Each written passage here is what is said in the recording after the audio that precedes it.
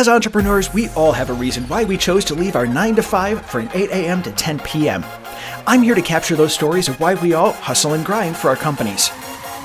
Dan Henderson and his wife Laurie are the co-founders of Alified Merchant Group and Buffalo POS, two companies in the payment processing space where they have personally written and managed over $1 billion in processing volume since 2008. Dan is also the broker-owner of the private real estate brokerage Henderson Real Estate and co-founder of the lifestyle brand Home with the Hendersons. As a serial entrepreneur, Dan has been building companies in underserved industries on the principles of honesty, integrity, and transparency for the past 20 years. Dan and Laurie have homeschooled their children for the last 7 years and have been teaching them these principles their entire lives. They have also been passing on their passion for entrepreneurship and creating opportunities for their children to utilize their talents and pursue their interests. Their son Ben, who is going to be a junior in high school, has been exploring the wholesaling and e-commerce markets. Their daughter Taylor, who just graduated high school, has been running a cake business called Cakery since she was 12 years old and is now building an event planning company called Blush Peony Events. Dan didn't grow up in an entrepreneur family. He didn't finish college and didn't intern anywhere. He just went out and did what he had to do until he could do what he wanted to do. Now he gets to serve others while simultaneously building multiple streams of income. So, Dan, thanks so much for being on the podcast today. I've got to let the audience know a little bit. We've known each other for how long? Like 30 some odd years? Yeah, I was going to say like 40 years. Yeah. We were at Boy Scouts together, stuff like that. So I'm really honored to have you on, man. I always like to have people kind of from my past that I've known for a long time on the podcast. So you do, I think it's yes, all the things.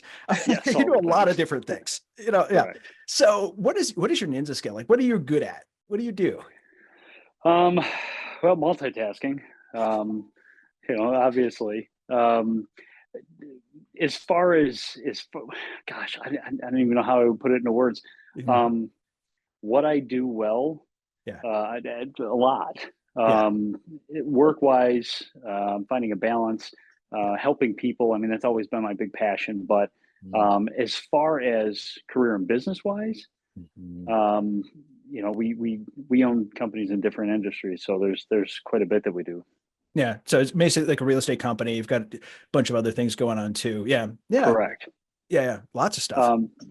We own a couple of companies in the payment space, point of sale system space, a real estate brokerage, a private real estate brokerage, and then we're a family of serial entrepreneurs, so our kids are getting involved in entrepreneurship now, and we do a lot. What I don't do a lot of is sleep.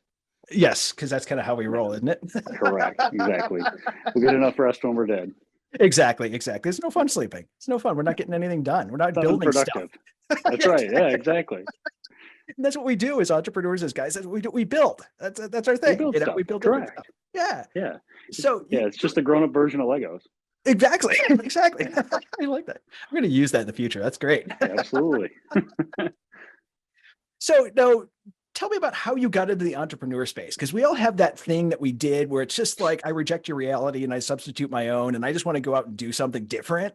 Like, absolutely. Where'd that come from? So I did not grow up in a family of entrepreneurs. Business ownership was not even, it wasn't even in our sphere.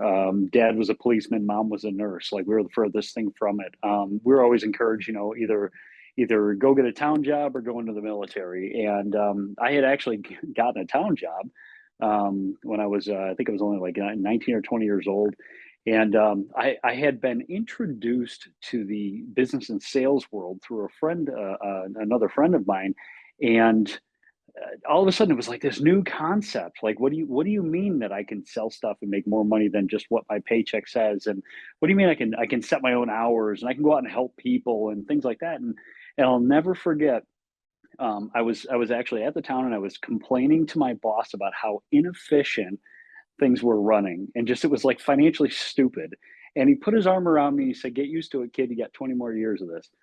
I put my resignation in the next day.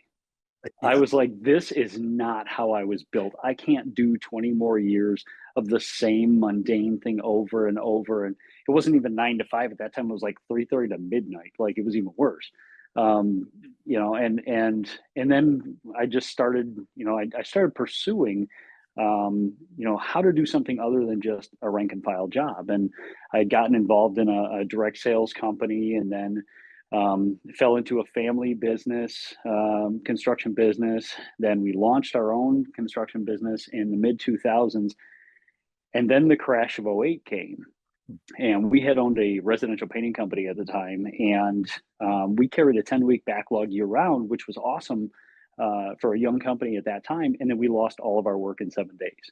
And so I had already been bit by the business bug. But one of the things that I, like many other people during that time frame, realized was a single source of income, whether we owned the business or not, was dangerous, at least for us. And it didn't bring any financial peace. And so we decided to expand from there. We were trying to take credit card payments as a form of payment for our painting business, and nobody gave us a straight answer. So we ended up building a business in that industry. And then real estate was something we were always going to get back into at some point. We found ourselves helping people buy homes because the realtors weren't. And I'm like, well, if we're going to do this, we might as well get paid for it. So then we built that company out, and it just kept going from there. And and kind of like the concept of, we like to build things. I thrive on the idea of finding an injustice or finding a broken system and creating a better model that serves people while simultaneously building another source of income. Mm-hmm. Yeah. And I think as entrepreneurs, that's what we're really good at, is that creative problem solving. And like I said Correct. in the beginning, I reject a reality, I substitute my own, and I want to make something else and something better out of it. Right. Yeah.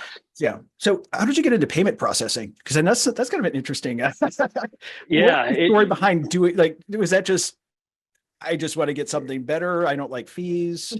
No, it came down to, so we were after the crash of '08. Yeah. We had customers that had called and said, hey, we still want to get the work done, we just don't have the cash. Do you guys take credit card? And we didn't. So then we were like, well, we got to get set up to take credit card.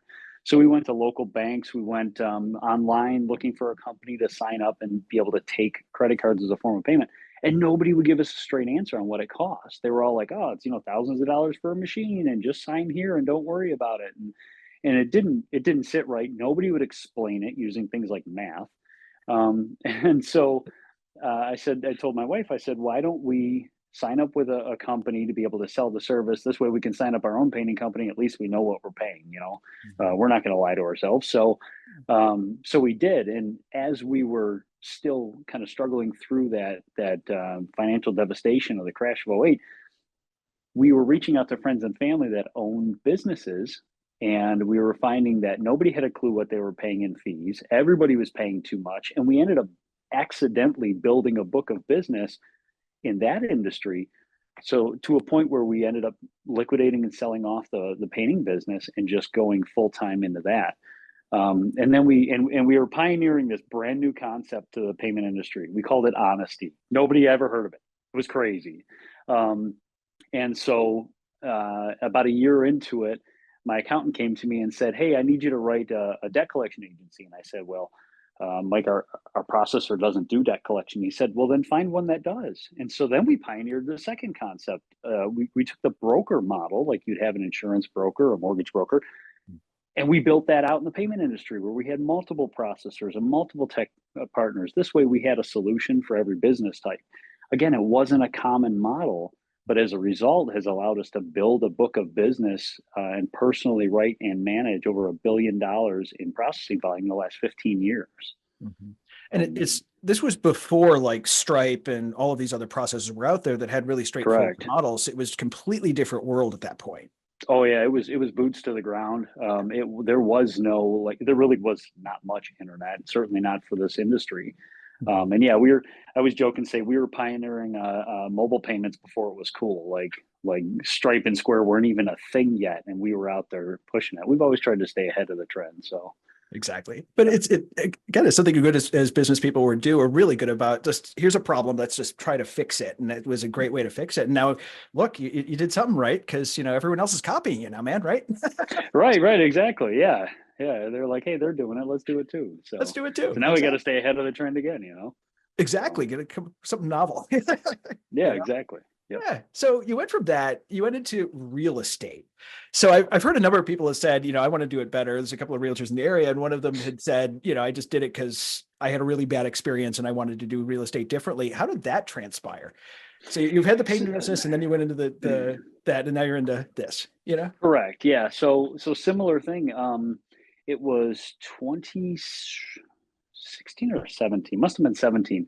And in the month of March to April, we had helped, I think it was close to a dozen people buy a home. And when I say we helped buy a home, like they would bring us with them and their realtor to go look at a house, because the realtor would open the door and be like, "Oh, it's the perfect house." With a construction background, I'd walk through it with them and be like, "What about this? What about this? What about this?" We ended up helping close like $3 million in deals in that time period, and I was like, we should probably get our license so that we get paid for actually doing the work. And so I got licensed, and then my wife got licensed, so we could brand as a husband and wife team. And then a couple of years into just rank and file selling, we decided we wanted to open a brokerage to again be able to maintain that high level of integrity and honesty and transparency. We needed to be able to call the shots on it. So building businesses was not foreign to us. So it was just one more that we decided to build out. So yeah, yeah. So I want to hear I like these stories about like how, that transition happened, because I think it's really something that's powerful that we kind of, getting those ideas in the back of our head and kind of have, yeah. So it's really interesting, man. So, now as far as what do you got going on in the future? Like what's anything cooking that you want to talk about, or anything? Cause there's gotta be something always. next. Yeah, always. So a big, truthfully, the last handful of years, besides continuing to build out our businesses, we've been focusing a lot on our kids. So we've been homeschooling our Yeah. kids for the last 7 years. Mhm. And while designing their education curriculums, we have been implementing entrepreneurship, finance, things like that into those programs to teach them. Now they've watched mom and dad be entrepreneurs their entire life, and now we're seeing that roll out. So our daughter, she's 18 years old. At 12, she launched a cake business. We had found out she had been diagnosed dyslexic, and she was really struggling through that. We were trying to find a way to boost her spirits, and she always liked watching like cake wars and stuff. And so she said, "Oh, I think I want to try making a cake." So we are like, "Perfect. Let's get some tools. Let's get some stuff. Have at it. What's the worst that could happen?" Well, all of a sudden, she designs this great cake, and we're like, "This kid has a hidden talent nobody knew about." And so then she ended up. So we had been encouraging and supporting her through that. She ended up building out this business. She was in Buffalo First. She was on Channel 2 News. She was got an honorary membership to a couple of women's associations. And so we had literally taken everything that we had been learning and doing, and kind of put it into her, because she was the older one, and seeing that grow. And now that she's 18, she's actually building out an event planning company. And our son, as entrepreneurs, we've already talked about, we like to build, right? Yeah. When I was a little kid, I used to like tearing apart things, half of which are my dad's tools. I probably shouldn't have done that, but and seeing what you could create with it, because we like to create. And so my son, I saw that in him, and so we've been encouraging him in creating things from nothing and inventing and things like that. And as far as like entrepreneurship, in the last year or so, he's been exploring things like the e-commerce market, the wholesale market, just kind of doing it his way with our support and encouragement, to create something from nothing. So Mhm. so Yeah. that's where a lot of our focus has been. As far as our businesses, what we're looking at, I try not to scare my wife into thinking like I'm going down a totally different path. You know what I mean? But yeah, there's a lot of things that I kind of have on the back burner that I'd like to see at some point come to fruition. Yeah. Um, you know, one of which was my own line of coffee. I want our own line of coffee. I'm a big coffee guy. Yeah. So seriously, so she'd Uh-huh. kill me if I for saying this, but yeah. So I had this concept, the organized grind family. Um, oh yeah, yeah. So we already own the domains. I love it. Just in case it becomes a thing, the Chicago grind family, New York grind family, Exactly. um, something with some kind of like black and white or sepia theme. You're always thinking about stuff like this, Yeah. um, stuff like that. So Exactly. And that's why I loved asking the question, is because we always have something in the back of our head. I've got like seven Always. other projects going on. Oh yeah, yeah, yeah. My little shiny objects, my little corner of shiny objects that, might will come to fruition at some day, but hopefully not all at Sometimes when once you're because yeah. seriously though, like sometimes when you're stuck in like Yeah. a project you're working on, you need to take that brain break and go Yeah. off and just kind of it's like mental doodling, you know what I mean? Mm-hmm. To be able to just kind of like release some space, you know? Because we're not good about one of the things I've noticed is we were talking about this earlier, where every entrepreneur is ADHD. We're badly, that's our Right. superpower. That's right. As long as we have a good implementer to help balance that, we're all great. But Right. it's one of those things we need that moment to be able to create, because there comes a point in business when it's just the grind. It's the suck. You just have to keep going. The good Yep. stuff's on the other side of that suck. It's just one, but you do need breaks. You do need breaks. Correct. Absolutely, man. Correct. But I So mean, I always jokingly say like, being our own business owners that was the best move we ever made for our family. But I wouldn't wish that pain on my worst enemy. mhm. It's not for the faint of heart. I used to believe that everybody can and should own a business or start a business, Mhm. and in my maturity, I'm realizing that not everybody can or should. Mhm. There are added stress levels. You have to find real balance. I've worked from home. I mean, everybody was working from home since 2020, but we worked from home since 2005. Mhm. It takes extreme discipline to be able to work from a home office. There's a lot and a lot of the stuff isn't taught. A lot of it you either learn from other entrepreneurs like yourself, um, and from mastermind groups and podcasts and things like this, or you just have to figure it out. And it's kind of Mhm. a school of hard knocks. Yeah, exactly. And it's that figuring it out sometimes, which is, we kind of have to learn things the hard way. And because, a friend of mine says mistake is another word for learn. And it's true. We make a lot of mistakes. Correct. That's right. And it's that Yeah. part of that learning process. And that's part of the uncertainty of being an entrepreneur. And I think that I agree with you wholeheartedly. Not everyone is cut out for this. I have a friend that says like maybe 4% of people are cut out to be entrepreneurs, because it's a completely different, not only just mindset. There's no security in what we have, especially if you're raising a family, you're supporting a family on being an entrepreneur. A lot of us learned that in 2008, you could completely lose everything and now you're stuck. Right. And, And you're still responsible for, yourself and those others. You exactly. know. And it's a difficult path, but I think once you've gotten through that, there's a lot on the other end of it, that is rewarding. For me, I find it significantly more rewarding than going to a 9 to 5.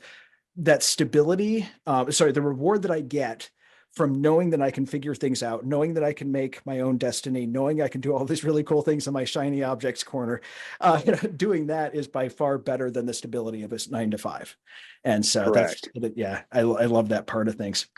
I love it too. And again, it's there. It was a really good point that you made, that there's no security in it.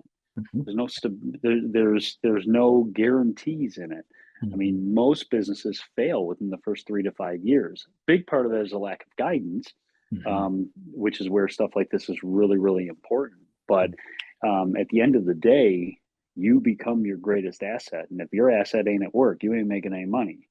You know what I mean? You So bet your asset. that's right. So this is something that's really big to me, and I know it's big to you as well, and that's teen entrepreneurs. You always have that Yes. one kid, and sometimes you just shake their head at them and go, no, this isn't going to work. They're not going to fit into the regular 9 to 5 world. This is not going to happen." And I guess you've probably seen that with your kids as well. What would you tell a parent who isn't a serial entrepreneur, who notices your kid's not going to be what would you say are the indicators that your kids are not going to make it in a 9 to 5 world? They need to be entrepreneurs. And what would you do to encourage those parents who aren't entrepreneurs to be able to get them going in that direction? Um, you definitely got to be plugged in to them. Have an open dialogue relationship with your child, and that's really hard because our culture kind of separates parent and child. Right, the minute they start going off to school, they're at school. Mom and dad are at work. Like it's difficult. So you have to be really, really intentional in being part of their lives, and then be observant. When you see your kid is constantly drawing something, whether it's artistic, maybe they're artistic, or they're drawing some kind of invention, and you're like, what is this? What is this craziness on paper? Things like that. I mean, that's the creativity side of their brain coming out, and we need to encourage it, and not squash it. I had mentioned that with my daughter, we had found out she was dyslexic, and dyslexia, I think, is one of the most undiagnosed. Um, I don't know if you want to call it an issue, but whatever you want to call it, it's one of the most undiagnosed things, and it's sometimes misdiagnosed as ADHD or OCD when it really isn't. And some of the most successful people in history were dyslexic. And unfortunately, it hasn't been recognized and addressed well enough. And so for us, we had to homeschool in order to be able to give her the adequate and necessary tools to be able to work through that. And as a result, was actually one of the best things for our family. One of the best things for our family was homeschooling. It allowed us to be able to have that much time together to build those relationships and to be able to customize their education toward their talents and their abilities. True. Absolutely. And I think especially for entrepreneurial kids, when we were younger, our lives probably would have been quite a bit different if we had entrepreneurial parents who then knew how to do that and would homeschool. And it would be just because the system isn't quite cut out for homeschool. It wasn't designed for it. It's not designed. Yeah, it really wasn't designed for it. It was more designed, truthfully, it was more designed for your industrial era. Bell rings, move on to the next station. So the 9-to-5 world. I mean, it was really designed Correct. to make workers. Correct. Yeah, it was. Yeah. And again, that's okay. Mhm. But it isn't for everybody. And if it's not, no different than we don't feel right inside a 9-to-5, somebody that isn't cut out for entrepreneurship is not going to feel comfortable there. So that's how I lost my hair. I tried the 9-to-5 thing. It didn't work out well for me. So, yeah. well, as we're wrapping up here, I do have one question I ask every person, and that is, what is one book or podcast, either something you read in your past, something recently, that has had a major impact on your life that you would recommend to others? Mm-hmm. Rich Dad, Poor Dad by Robert Kiyosaki was probably one of the most impactful books. And somebody may have already said this once before on your podcast, because it is a pretty famous book, but that was not only impactful in my life. I actually, again, being dyslexic, I get all my books on audio. And so I had it on audio, and I had my daughter and both my kids actually listen to it. And it allowed them to explore that entrepreneurial mindset that they weren't otherwise seeing or hearing. And so I would say that was probably one of the most impactful. Yeah, I think that book has changed so many lives. That's the one that first started me off on this journey and said, wow, you're different. And this is why, and it did it in such a nice way where it's very story-based, but there's a lot of information in there. Like about, it gave me, because I came from that. I mean, my mom was a psychologist. I was an engineer. I came from that poor dad side of things, just like Robert did. And seeing that other end to be, oh, this makes some sense to me now. And it really kind of got me going in the right direction and got me into the entrepreneurial spirit and, into the direction that I needed to go in versus the one I was at right then. And you need to explore those types of books because, again, I mean, we went to the same schools. They weren't teaching this stuff. It just wasn't part of that curriculum. And honestly, it wasn't until 1999 or 2000 that I had even heard of some kind of book like this. Yeah. And that was really what sparked and started my journey. So yeah. And it's not like we were, in an inner city school either. We're in a decent school district, but still it was not something that was around. Just wasn't part of the program. It wasn't. I can remember at 16, I was trying to start a video production company, and I had a couple of people that were really pushing me on and trying to get me going in that direction, but just there was no other standard that I could say. And what I was seeing and what I was experiencing was so different than what I really needed to move on and to understand in my head, that it just made things really difficult. So yeah. Absolutely. Awesome, man. Absolutely. Thank you so much for being on the podcast today. I really, really appreciate you being here, man. Oh, thank you for having me. I appreciate it. Hopefully we encourage somebody today. Absolutely. Let's change some lives, man. Absolutely. Take care. Thanks again for joining us on the Hustle and Grind podcast. If you'd like to learn more about Dan, check out the links in the description.